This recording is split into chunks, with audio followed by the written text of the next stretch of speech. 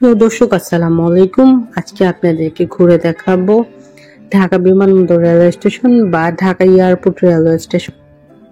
বাংলাদেশের ঢাকা জেলায় অবস্থিত একটি রেলওয়ে স্টেশন। এটি শাহজালাল আন্তর্জাতিক বিমানবন্দর যে গোল চত্বরটি আছে সেটার পূর্ব পাশে অবস্থিত। এটি কমলাপুর রেলওয়ে স্টেশন ও টঙ্গী জংশন রেলওয়ে স্টেশন থেকে 5 কিলোমিটার এবং জয়দেবপুর জংশন রেলওয়ে স্টেশন থেকে 16 কিলোমিটার দূরে অবস্থিত।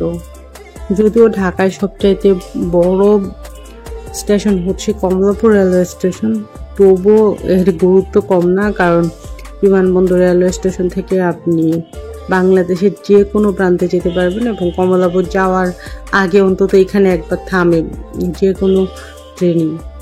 তো এটা খুবই একটা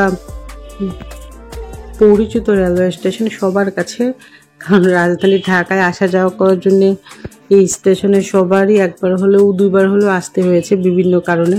আর এই পাশে যে রুমগুলো দেখতে পাচ্ছেন এগুলো হচ্ছে শুভন শ্রেণীর জন্য একটা বিশ্রামাগার, তারপর সাধারণ বিশ্রামাগার, এরকম বিভিন্ন বিশ্রামাগার আছে।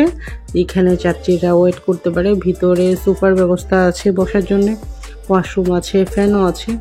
তো এখানে আসলে যে পরিমাণ মানুষ হয় স্টেশনে ততগুলো চেয়ার নেই, এই জন্য অনেকেরই স্টেশনের বাইরে ওয়েট করতে হয়, মানে ওই রুমগুলোর বাইরে বিভিন্ন জায়গায় প্ল্যাটফর্মে রাস্তা ওয়েট করতে হয়। আপনারা দেখতে পাচ্ছেন প্রচুর মানুষজন এখানে। বিশ্রামাগারের যে পরিমাণ সোফা বা চেয়ার আছে এটা অলওয়েজ ফুল থাকে, এই আর কি। তবে ওখানে ফ্যানগুলো খুব স্লোলি চলে। যাক, আমি এক পাশ থেকে হাঁটা শুরু করেছি।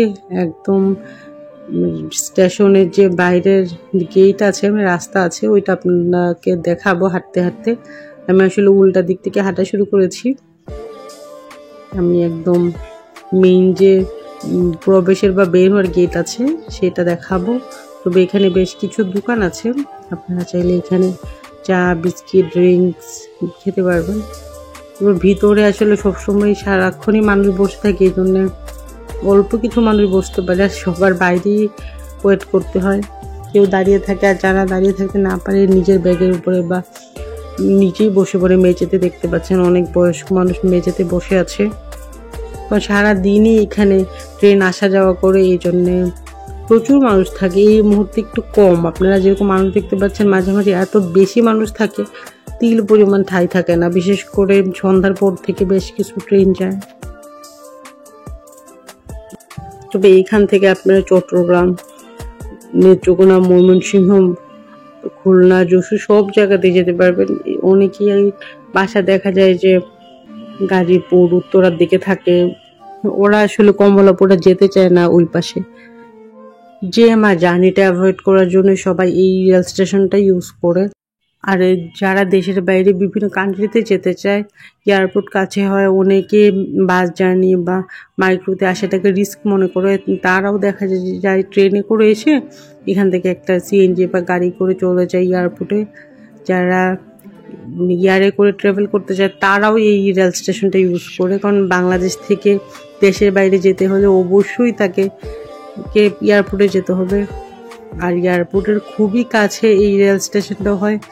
এটার গুরুত্ব আরও বেশি বেড়ে গিয়েছে, কারণ যারা দেশের ভিতরে ট্রাভেল করতে চায় তারা তো ইউজ করে, যারা দেশের বাইরে থেকে এসেছে বিভিন্ন জায়গায় যায়, বড় সময় রাতে আসে, বা অনেকে একটু ওয়ার্কার টাইপের লোক থাকে, তাদের পক্ষে আসলে একটা মাইক্রো বা প্রাইভেট কার ভাড়া করে নিজ বাড়িতে যাওয়া সম্ভব না, তারা সবাই করে কি ওই ট্রেনে করেই চলে যায়। তবে হ্যাঁ, সুবিধার পাশাপাশি অসুবিধাও আছে, কারণ রেল স্টেশনে যেমন ভালো মানুষ থাকে তেমনি চোর ছিনতাইকারীও থাকে।